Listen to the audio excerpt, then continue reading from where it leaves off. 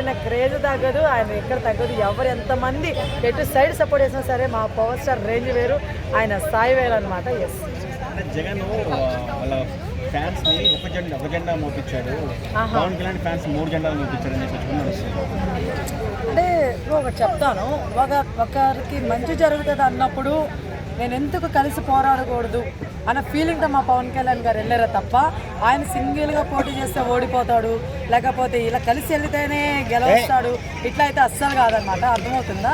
అది ఇదంతా ఏంటంటే అపోహలు అనమాట.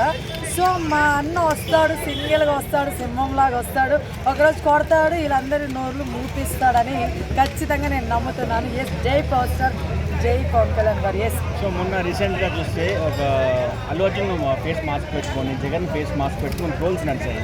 సో పవన్ కళ్యాణ్ ఫ్యాన్స్ ఎందుకు అలా అటెండ్ చేయడం అని చెప్తారా?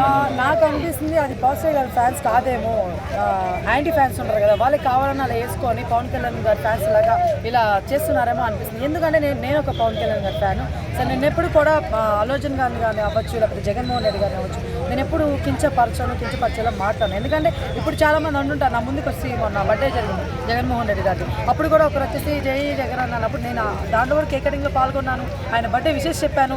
ఎందుకంటే ఇప్పుడు నేను ఒకటి చెప్తాను, పవన్ కళ్యాణ్ గారు ఫ్యాన్ అవ్వచ్చు, ఎవరి ఫ్యాన్ అయినా అయ్యొచ్చు. నేనేంటంటే జనాలకి మంచి చేసే పర్సన్ ఎవరు వచ్చినా మేము హ్యాపీగానే స్వీకరిస్తాం.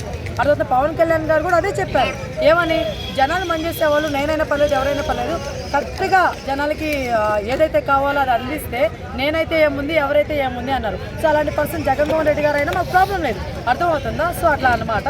సో ఎవరు వచ్చినా ప్రాబ్లం లేదు. కానీ కొంతమంది ఇలా ఏదైతే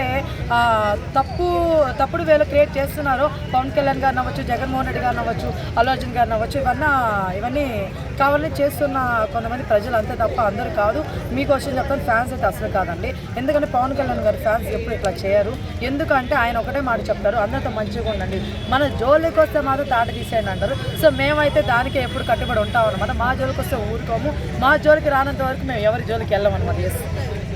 సో నెక్స్ట్ మరి ఎలా ఉండబోతుంది అన్న 175 సీట్లో పోటీ చేయమని చెప్పేసి సవాళ్ళు వస్తుంది జనసేన పార్టీ అధినాయకుడు పవన్ కళ్యాణ్ గారికి. ఆయన మరి ఎట్లా పోటీ చేస్తారా, ఎట్లా ఉంటుంది? చేసే ఛాన్సులు కూడా ఉన్నాయి. సో ఆయన విజయం వైపే సాగుతుంది ఆయన ప్రయాణం కూడా. మీరు బాగా చూసుకున్నట్లయితే ఏపీలో మనకి చంద్రబాబు నాయుడు గారు పేరు కంటే కూడా వీళ్ళ పేరే ఎక్కువ వినిపిస్తారు. అవునా కదా? సీఎం ఆయన లేకపోతే నేను అర్థం కావట్లేదు నాకు. ఎందుకంటే చేసే పనులు అలా ఉన్నాయి. అర్థమవుతుందా? మనకి ఎక్కడైతే అంటే ఇక్కడ చిన్నవి సిటీలు ఇట్లానే కాదు, ఎక్కడైతే మారుమూల ప్రాంతాలు ఏవైతే ఉన్నాయో వాటిని టార్గెట్ చేసి ఆయన డెవలప్మెంట్ చేస్తారు. చూస్తారా? అది నాకు చాలా బాగా నచ్చింది మా పవన్ కళ్యాణ్ గారు. సో ఈ వైపు ఆయన సాగుతున్నారు కాబట్టి, ఆయన ప్రయాణం సాగుతుంది కాబట్టి ఖచ్చితంగా ఆయన ఎన్ని సీట్లు పోటీ చేస్తే అన్ని సీట్లు మా పవన్ కళ్యాణ్ గారు కొడతారు ఖచ్చితంగా. అలా కూడదని వేరే వాళ్ళు నెగ్గినా కూడా మాకు ప్రాబ్లం లేదు. ఎందుకంటే ఆయన స్థాయి పడదు, ఆయన స్థానం పడదు, ఇంకోటి ఆయన సాయం చేస్తే చెయ్యి ఆగదు. అర్థమవుతుందా? మేమందరం ఆయనకి ఎప్పుడు తోడుగానే ఉంటాం. సో ఆయన సీఎం అయినా అవ్వకపోయినా మేము సాయం చేస్తాం, ఆయన సాయం చేస్తాడు. అది ఎప్పుడైతే ఆగదు బ్రదర్. సో ఖచ్చితంగా మేమే కొడతామని నా feeling. Yes. So Allu Arjun గురించి ఏం చెప్తారు? అల్లు అర్జున్ ఫ్యాన్స్ గురించి